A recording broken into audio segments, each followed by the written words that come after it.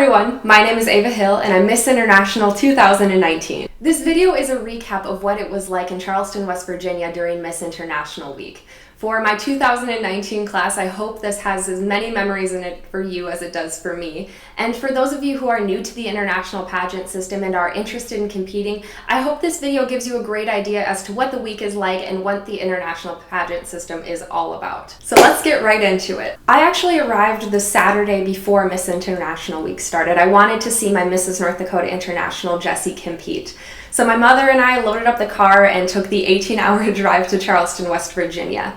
We're not too opposed to long drives. I spent a majority of my childhood in a car on long road trips, so this was the most affordable and the easiest way to get there, especially considering all of the luggage that I had with me. So I arrived Saturday to see the Mrs. International Finals pageant. I highly recommend going and seeing at least one of the pageants during Miss and Miss Teen International Week. Not only is it important to cheer on the other delegates in other categories, but it gives you an insight as to what the staging is going to be like, the show. It gives you an idea of what the walking patterns are, and you also get an insight as to what the onstage questions are going to be. So now I'm going to skip ahead a couple of days and talk about Miss Orientation. I'll be completely honest and say I was so intimidated during orientation. I mean, I was in a room with the smartest, most beautiful and amazing women you could possibly imagine. How could you not be intimidated? Then we had the opportunity to go up in front of everybody in the room, which was terrifying,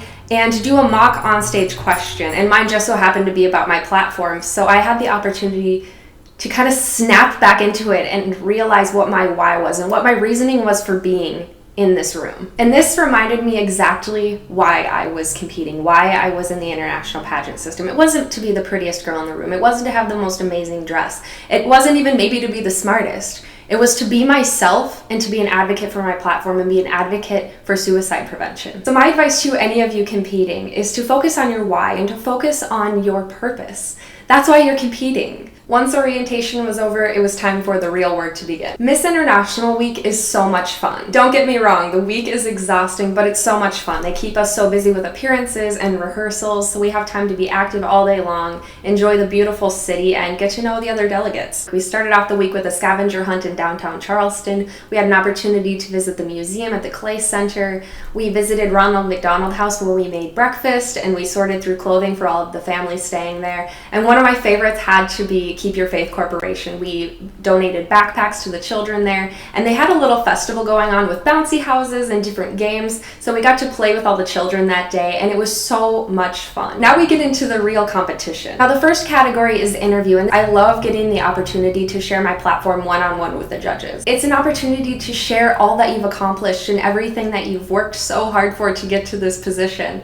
But obviously this is the most nerve-wracking because this is a majority of your score. So the morning of interview, I'm a bit of a spaz attack, so I went into my mom's room and I was really nervous, and she gave me the advice she'd been giving me since day one of being Miss North Dakota. She said, "You are Miss International, you are Peyton Hart Project Ambassador, and you are here to make a difference." Now that advice really helped me throughout the week, because if you walk into your interview thinking, I am Miss International, I'm an ambassador, I'm someone who's out to make a difference, you'll have that confidence radiating off of you, and it's hard to ignore that kind of confidence. So my advice to you going into your interview is don't get into pageant mode. I am 100% guilty of this. All of my coaches and my directors will agree. When you're authentically yourself, and you're excited to be there and you take in every moment of your interview, the judges can tell. So now we get into prelims, and I feel like everyone in my class would agree this was the night where the nerves kind of kicked in. I don't feel like I did badly, but I felt like I didn't do as well as I had trained. Ultimately, prelims was the night where I got all of my jitters out, and I decided to leave it all there. Finally, finals night, and I was getting ready to hit the stage. I was kind of doing the final touches on my hair and makeup, and I found some time to get myself in the proper mindset. So what I did to really prepare myself for that night was I put my headphones in and I listened to my first ever presentation of Hearts for Hope. I wanted to remind myself how far I had come and all of the things that I had accomplished, because ultimately that night was a celebration. It was an opportunity to share my story and my platform. I wanted to take myself out of that competition mode. So after getting into the zone, it was finally time to hit the stage and announce top 10/11. Now this is where the nerves really started to kick in for me because they were getting up there in numbers. They were hitting 7, 8, and I'm thinking, oh my gosh, I didn't make it. But then I hear my name, North Dakota, number 9, and I was shocked. I was so incredibly excited. Even though I was super excited, I did not have that much time to be because on-stage question is first after the announcement of top 11. One of the contestants asked me, I can't remember who it was off the top of my head, but they asked me how I was feeling, and I said, remarkably calm.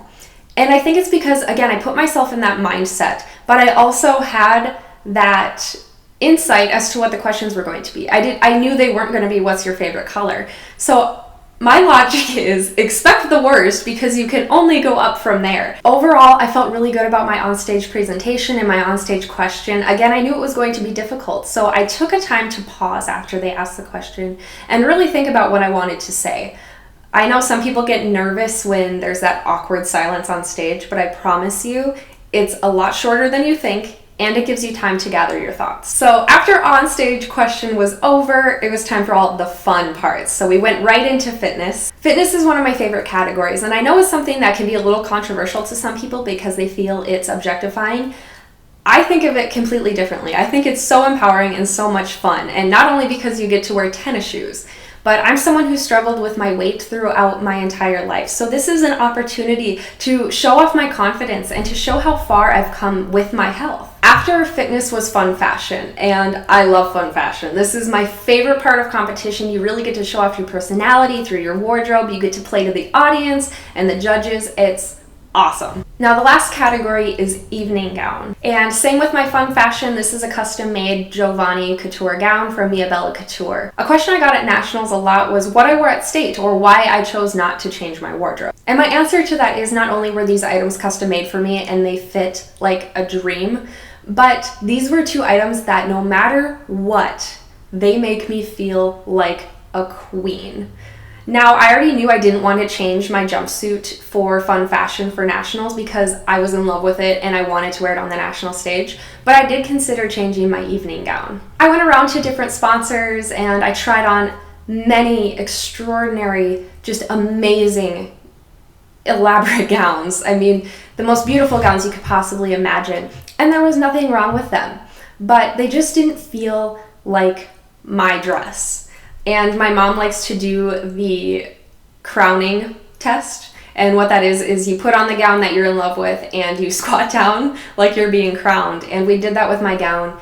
And that was the only gown I could possibly imagine getting crowned in. So I knew in that moment, that's it. It's my gown. That's what I want to be crowned in. So that was my gown. I could only imagine myself being crowned in it. It's absolutely perfect. It makes me feel like a queen every time I put it on.